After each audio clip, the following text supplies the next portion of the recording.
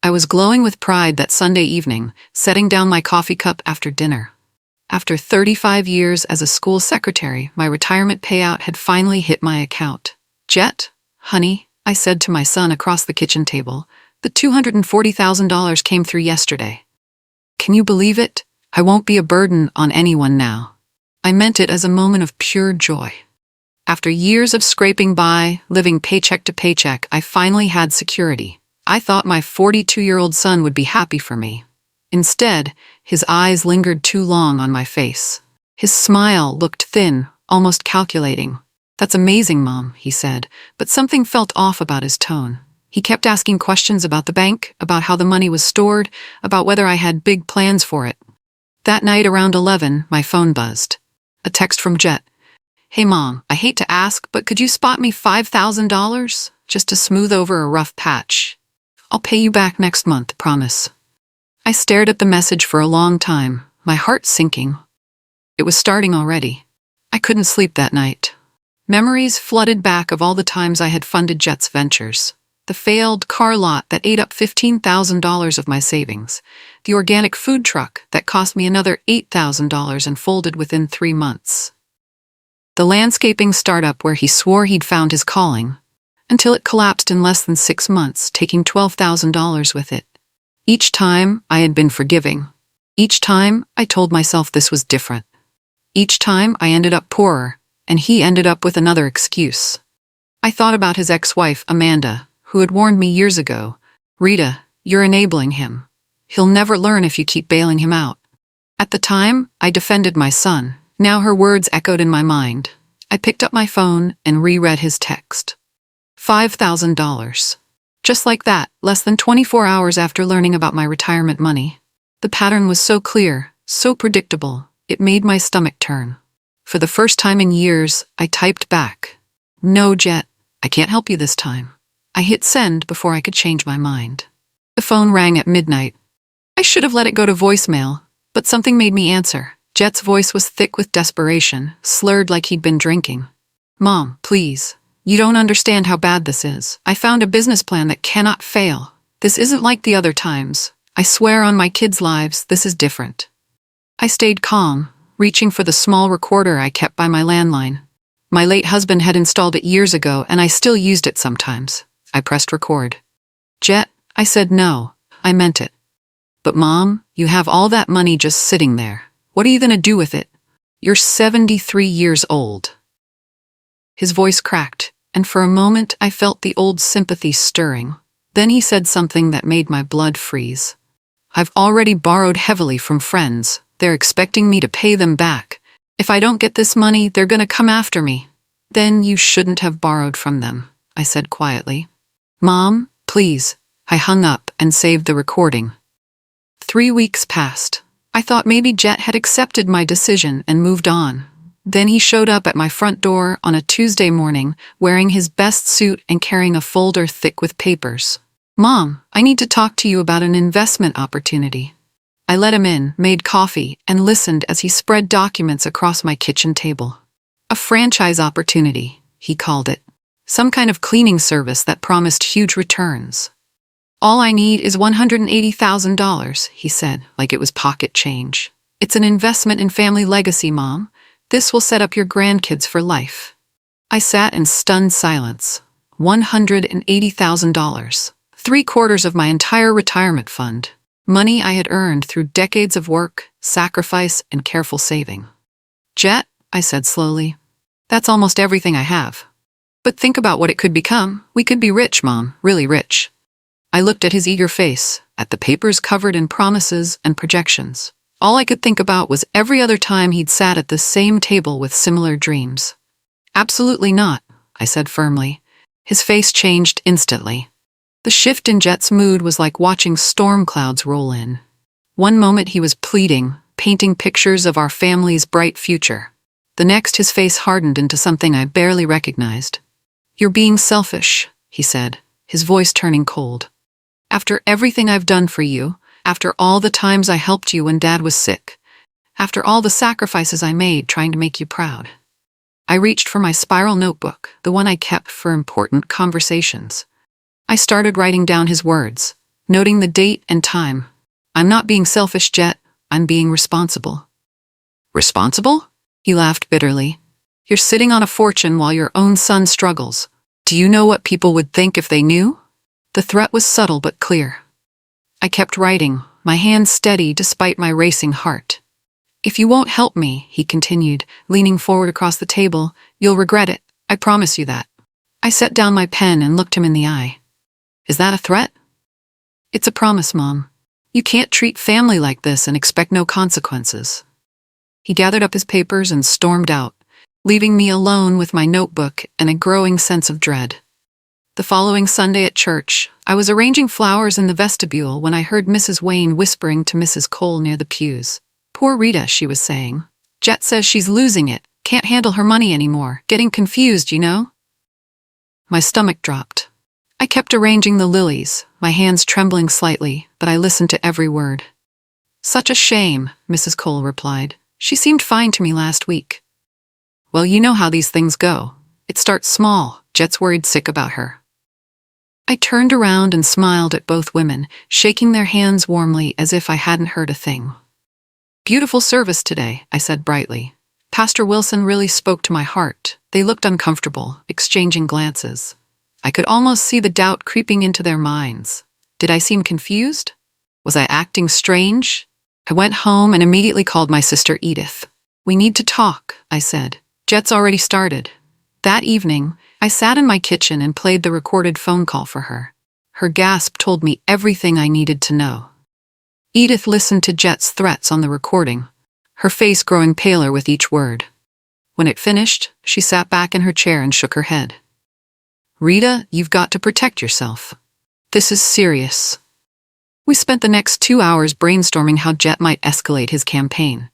He could spread more rumors about my mental state. He could try to convince people I was being taken advantage of by scammers.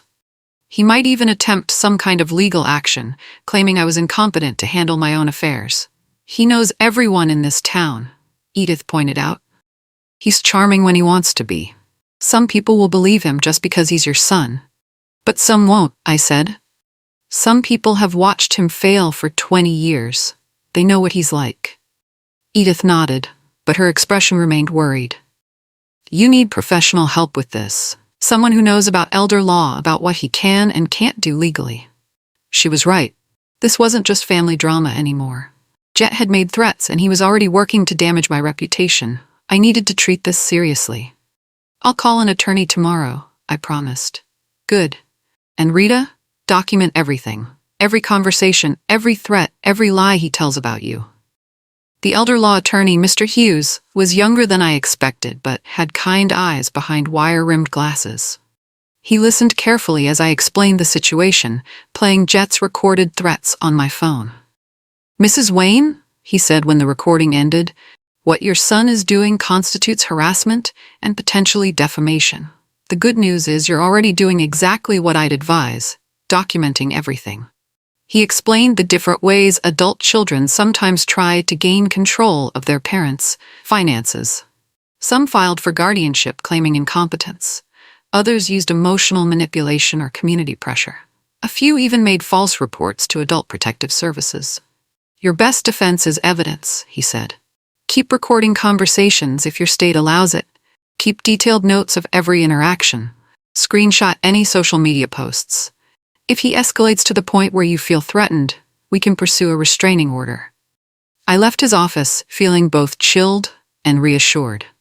The situation was serious, but I wasn't helpless. That afternoon, I bought a small digital recorder at the electronics store. The teenage clerk who helped me probably wondered why a 73-year-old woman needed such a thing.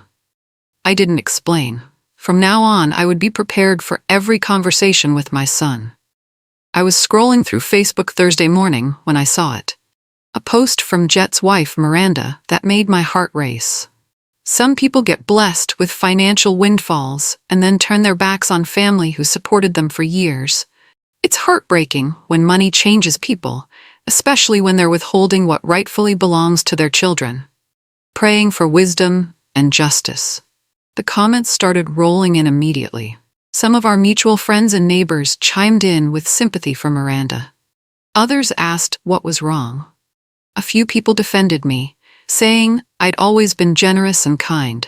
The post never mentioned my name, but everyone in our small town would know exactly who she was talking about. I quickly took screenshots of the post and all the comments, then called Mr. Hughes.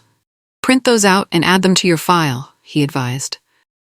"This is exactly the kind of thing I was warning you about." I spent the rest of the day creating a binder labeled Jet, where I organized all my evidence. The recordings, the screenshots, my handwritten notes from our conversations. Each piece of paper was dated and organized chronologically. Looking at it all together, the pattern was unmistakable. This wasn't grief or desperation. This was a calculated campaign. At Bible study Wednesday evening, Mrs. Wallace approached me during the coffee hour. She had obviously seen Miranda's Facebook post. "Rita, honey, are you doing all right?" Miranda seemed upset about something on social media. I could see the concern in her eyes, but also the curiosity. This was my chance to get ahead of the narrative before it spiraled completely out of control. "I'm doing just fine," I said calmly. "There's been some tension with Jet about money, but I've been keeping careful records of all our conversations. I have recordings of everything, so there's no confusion about what's really been said." I didn't play the recordings. That would have been inappropriate, but just mentioning them had an immediate effect. Mrs. Wallace's expression shifted from concern about my mental state to curiosity about what those recordings might contain. "Recordings?" she asked quietly. "It's amazing what people will say when they think no one else is listening," I replied with a sad smile. Word spread quickly through our small church community. By Sunday, I could sense the shift. People weren't looking at me with pity anymore. They were looking at me with respect, and they were looking at Jet with suspicion. The truth, I was learning, had power, but only if you were prepared to prove it. My phone rang at 2 a.m.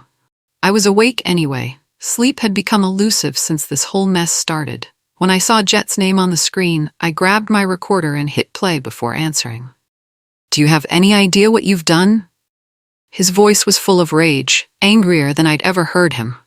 "People are asking me questions now. People are doubting me because of your little recording hobby. Jet, it's 2 a.m. I don't care what time it is. You're ruining my reputation with your paranoid behavior.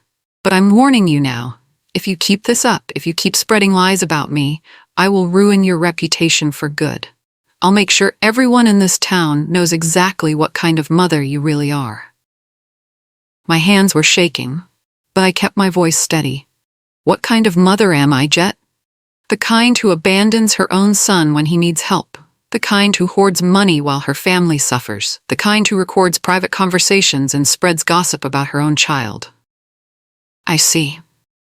You have no idea what I'm capable of when I'm backed into a corner, Mom. No idea."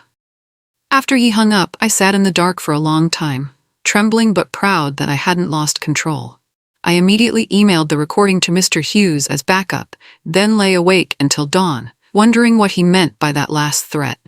Friday afternoon, my neighbor Tom knocked on my door. He's lived next to me for 15 years, helped me with yard work after my husband passed, borrowed my ladder more times than I could count. But today, he looked uncomfortable.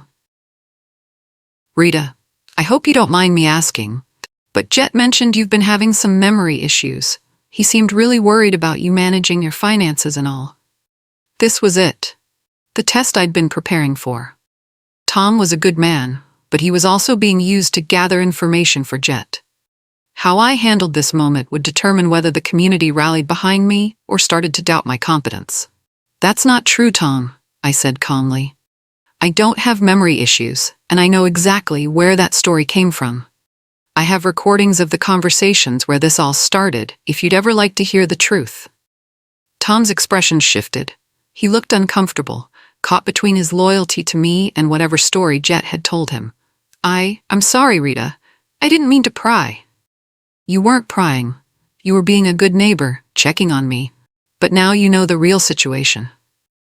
He nodded quickly and changed the subject to safer ground. The weather, the church potluck, anything but my son's lies. Monday morning, I drove to First National Bank and asked to speak with the manager. Mrs. Foster had handled my accounts for over a decade and knew me well. I need to add some extra security to my accounts, I explained. My son has been pressuring me for money, and I'm concerned he might try to access my funds somehow. Her expression grew serious as I told her about the harassment and threats. She immediately put additional verification requirements on all my accounts. Any withdrawals over $500 would require a manager's approval and a 24-hour waiting period. You're being very smart about this, she said, gently patting my hand. We see this more often than people realize. Adult children who feel entitled to their parents' money. As I left the bank, I felt a layer of protection settle around me. My money was safe. Whatever Jet was planning, he couldn't get to my retirement fund without my explicit consent. My phone buzzed with a text from him. Mom, I'm coming by your house this afternoon to collect what's rightfully mine. We need to settle this once and for all. I screenshotted the message and forwarded it to Mr. Hughes. Then I went home to wait, my recorder fully charged and ready. Jet showed up at 4 o'clock, pacing on my front porch like a caged animal. I could see him through the window, agitated, angry, dressed in wrinkled clothes like he hadn't slept. When he knocked, I didn't open the door. Mom, open up, we need to talk. We can talk through the door, I said, pulling out my phone to record. What do you want, Jet? I want what's mine. That money should be going to your family, not sitting in some bank account earning pennies while your son struggles. The money isn't yours. I'm your only child. When you die, it'll all come to me anyway. Why make me wait? Why make me suffer when you could help me now? I stayed calm, standing behind my locked door with the screen between us. You need to leave, Jet. I'm not leaving until we settle this. His voice was getting louder, more desperate. I'll tell everyone you're crazy. I'll tell them you're being manipulated by scammers. I'll tell them you're not competent to handle your own affairs. You need to leave, I repeated. I'll destroy your reputation in this town, he shouted. I'll make sure everyone knows what a selfish, bitter old woman you really are. I hit stop on my recording and watched him storm off my porch, leaving me shaken but victorious. I had it all on tape. Every threat, every admission of his plan to lie about me. Sunday morning, I sat in Pastor Wilson's office after the service, my hands folded in my lap. He was a good man, in his 50s, with 3 teenage children of his own. When I asked to speak privately, he immediately made time.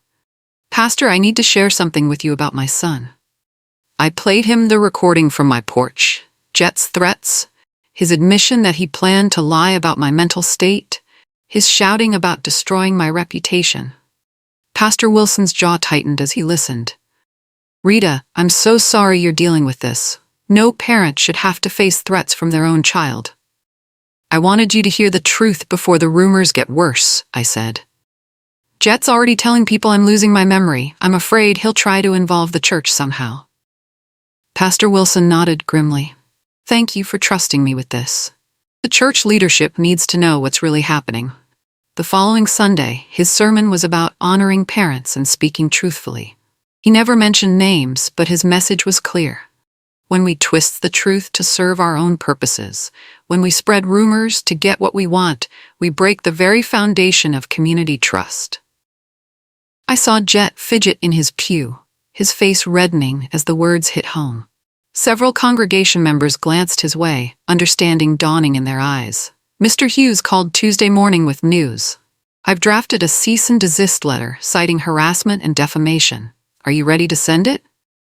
I thought about my son receiving legal papers, imagined his anger and embarrassment. Part of me wanted to protect him from that humiliation, but a larger part of me knew this had gone too far. Send it, I said. The letter was delivered certified mail Thursday afternoon. Within an hour, my phone buzzed with a text from Jet. Lawyers won't protect you, Mom. This isn't over. You've just made everything worse. I immediately forwarded the text to Mr. Hughes with a note. Received 1 hour after he got your letter. His response came back quickly. Perfect. He's digging his own grave. That evening, I sat on my porch with a cup of tea, watching the sunset over our quiet neighborhood. For the first time in weeks, I felt a measure of peace. I had taken action. I had drawn a line. Whatever came next, I was ready for it. The streetlights flickered on one by one as darkness fell. Somewhere across town, my son was probably planning his next move. But I wasn't afraid anymore. I had the truth and I had proof. That had to be enough. 2 weeks later, I received a summons to small claims court. Jet was suing me for $50,000, claiming I had verbally promised him money for his business ventures and was now refusing to honor that commitment. I called Mr. Hughes immediately. Can he do this? He can file anything he wants, the attorney replied. But that doesn't mean he'll win. In fact, this might be the best thing that could happen. Now you get to present all your evidence in front of a judge. The court date was set for the following month. I spent the weeks preparing, organizing my binder of evidence, practicing my testimony. Mr. Hughes helped me prepare a timeline of events, backed up by recordings and documentation. The day of the hearing, Jet arrived in his best suit with a folder of papers, business plans, projected earnings, testimonials from friends about what a good investment his ideas were. He looked confident, like he expected to walk out with a judgment in his favor. I brought my binder and a small speaker to play the recordings. The judge listened to Jet's claims about verbal promises and family obligations. Then I played the recording of him threatening to ruin my reputation.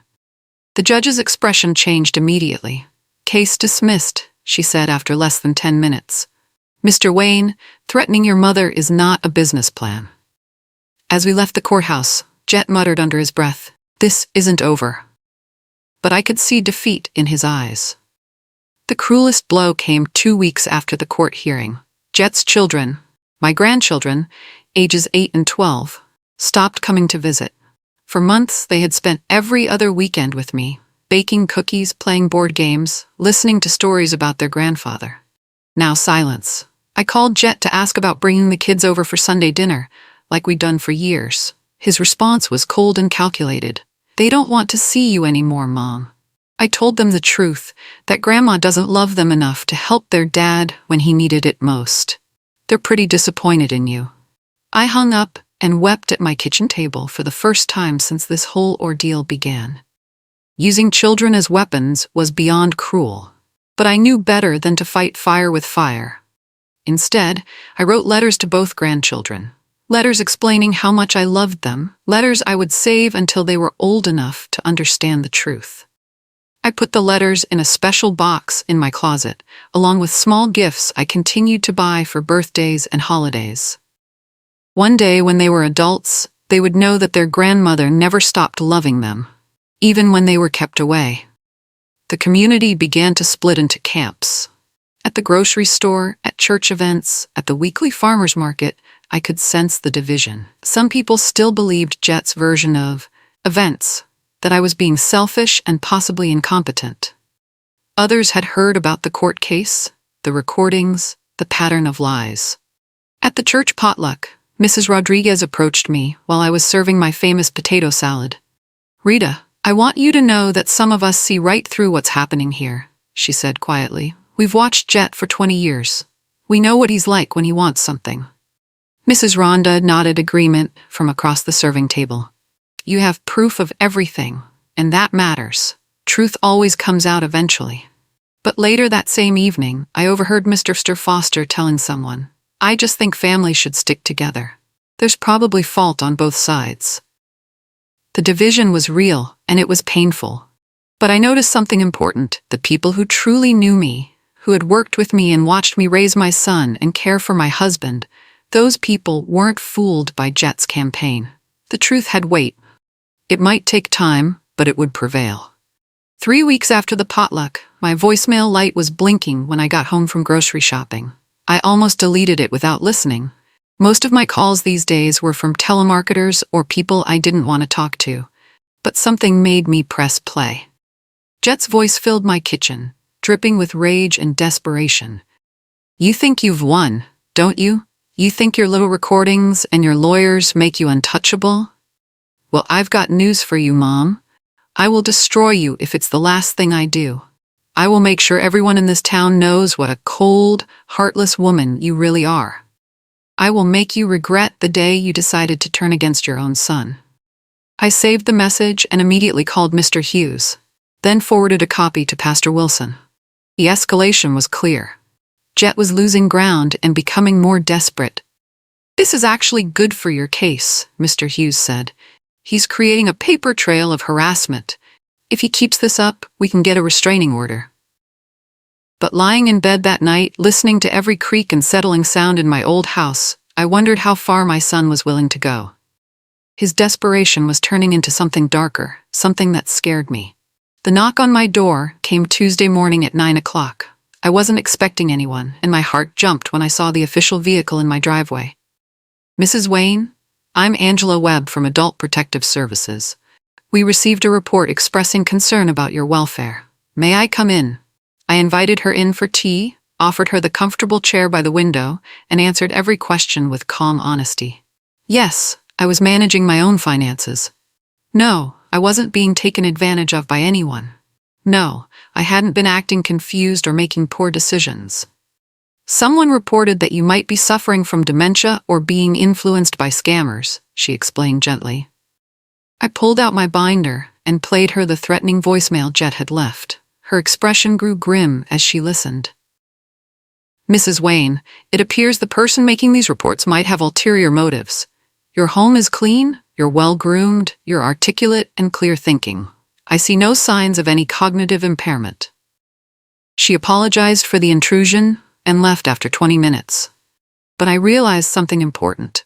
Jet's anonymous report had backfired. Now I had an official record stating that I was competent and capable. His own desperation was creating more protection for me. The town meeting was held monthly at the community center, usually drawing about 30 people to discuss local issues like road repairs and zoning changes. I rarely attended, but this month I made an exception. Sure enough, during the open comment period, whispers started circulating about poor Rita Wayne and her money troubles and her confused state. I could see Jet in the back row, feeding information to his allies. When the moderator asked if anyone else had comments, I stood up and walked to the microphone. My heart was pounding, but my voice was steady. I want to address some rumors that have been circulating about me, I said. I've been accused of being confused, incompetent, and unable to manage my own affairs. I want everyone to know that I have kept detailed records of every conversation related to these accusations, and I will share them with anyone who needs to hear the truth. The room went completely silent. I didn't elaborate, didn't point fingers, didn't play any recordings. I simply stated the facts and returned to my seat. Jet left early, his face red with embarrassment and anger. Several people approached me afterward, offering support and apologizing for doubting me. The tide was turning, and everyone could feel it. The breaking point came on a Thursday afternoon. I was watering my garden when I heard shouting from the front yard. Jet was standing on my lawn, pointing at my house, yelling at the top of his lungs. She's in there hoarding money while her own son loses everything. She has $240,000 sitting in the bank and won't give her family a dime. What kind of mother does that? Neighbors came out of their houses. Mrs. Martinez across the street pulled out her phone and started recording. The Johnson family from the corner stood on their porch, watching in shock. I stayed behind my locked door, calm and silent, letting him destroy his own reputation in front of everyone. He ranted about my selfishness, about how I owed him, about how the money should be his by right. "Come out here and face me," he screamed. "Stop hiding behind your door like a coward." I didn't respond. I didn't need to. The neighbors recording his tantrum were doing all the work for me. When he finally exhausted himself and drove away, Mrs. Martinez came to my door. "Rita, honey, we had no idea. We're so sorry you're dealing with this." The videos of his outbursts spread through social media within hours. That evening, I sat at my kitchen table and wrote a letter. 3 lines, simple and clear. Jet, I have recordings of every conversation we've had. I have legal protection in place. Until you come to your senses and seek help for your behavior, you are not to contact me again. Love, Mom. I printed out transcripts of his 3 most threatening voicemails and put them in the envelope along with a USB drive containing copies of all the recordings. He needed to see himself clearly, to understand what he had become. I mailed it certified delivery the next morning. He never responded. For the first time in months, my phone stayed quiet. No midnight calls, no threatening texts, no manipulation attempts. The silence was golden. Mr. Hughes called a week later to check on me. "How are you feeling about everything?" Free, I said. For the first time in 42 years, I feel completely free. I had drawn the boundary I should have drawn decades ago. My son was an adult, responsible for his own choices and consequences. I couldn't save him from himself, and I wouldn't destroy myself trying. 6 months later, I sat on my front porch with my evening tea, watching the sunset paint the sky in shades of pink and gold. My reputation was intact, my savings were untouched, and my peace was restored. People in town greeted me warmly now, some offering sympathy for what I'd endured, others expressing admiration for how I'd handled it. The truth had indeed prevailed, just as Mrs. Rhonda had predicted. My garden was thriving, tomatoes heavy on the vine, roses blooming along the fence, herbs fragrant in the evening air. I had started volunteering at the library, helping with their literacy program. My days were full and meaningful. Each evening, I turned on my porch light, a symbol of boundaries maintained and hope preserved. The light stayed on, even though Jet never came back to see it. Sometimes I missed my grandchildren so deeply it took my breath away. But I had learned that love doesn't mean enabling harmful behavior, even from family. Especially from family. I kept their letters in my closet, along with birthday and Christmas gifts wrapped and waiting. One day, they would understand. One day, they would know their grandmother had always loved them, even when she couldn't rescue their father from himself.